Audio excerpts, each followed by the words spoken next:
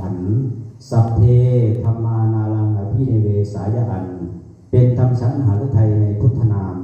จับลงหม้อใส่น้ำพอท่วมยาเคี่ยวไฟกล้าเหลือได้1/3ช้อนชา3 เวลาพยายาม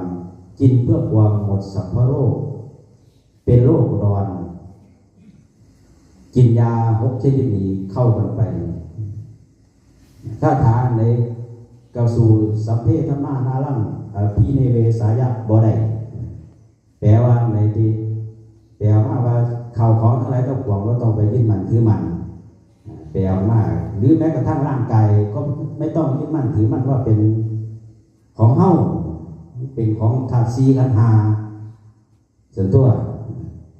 ถ้าไปยึดมันก็เป็นอัตตาเป็นอีโก้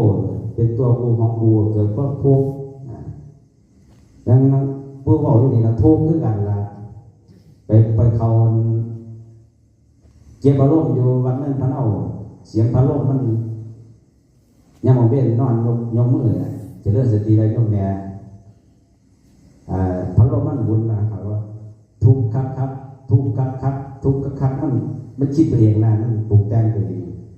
เสียงพระโลกมันดีละพระโลกก็เตยละโอ้ถูกแท้ไปเขาเจ็บพระโลกปีละเดือนนะ